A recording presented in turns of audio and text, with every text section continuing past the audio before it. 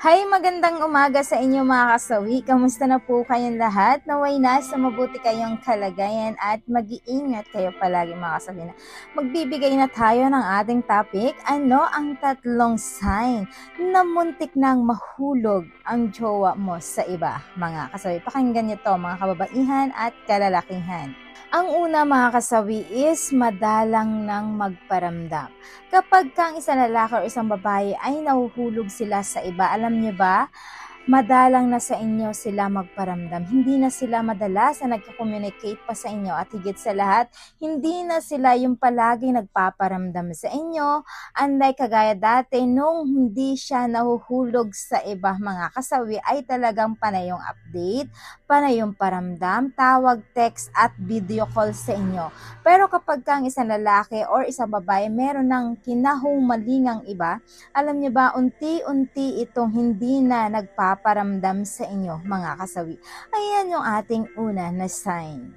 Ang pangalawang sign, mga kasawi, is hindi na nag-a-update. Kung ang dati ay panay yung update sa inyo ng inyong mga jowa, ng inyong girlfriend or boyfriend, pero kapag once na meron na silang, meron ng ibang unti-unti nang humihina at tumatamlay yung pag-a-update nila. Hindi na sila nagsasabi sa inyo kung saan sila pupunta, kung sino yung mga nakakasama nila, at higit sa lahat, wala na itong update pa sa'yo sa buong maghapon. Kung hindi mo pa tatanungin sila kung saan sila pumunta, sino yung mga nakakasama nila, at higit sa lahat, ay talagang hindi na sila sa inyo magpapaalam pa kung saan sila pupunta at kung sino yung mga taong nakakasama nila sa bawat araw mga kasawi.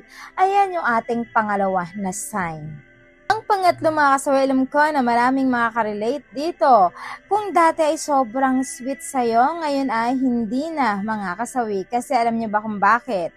Dahil nauhumaling na sila sa iba, yung pagsisweet nila ay napupunta na sa ibang tao. Doon na nila na ibibigay yung kanilang reaksyon, yung kanilang pagmamahal ng unti-unti, nababaling na nila talaga mga kasawi. Kaya yung ending sa'yo ay wala na. Kung mapapansin ninyo, kapag ang jowa ninyo ay naglulukon at nahuhulog na ito sa iba, alam nyo ba, palagi na lang galit sa inyo. Yung para bang unting tanong mo lang sa kanila ay wala ka ng ginawang tama para sa kanila.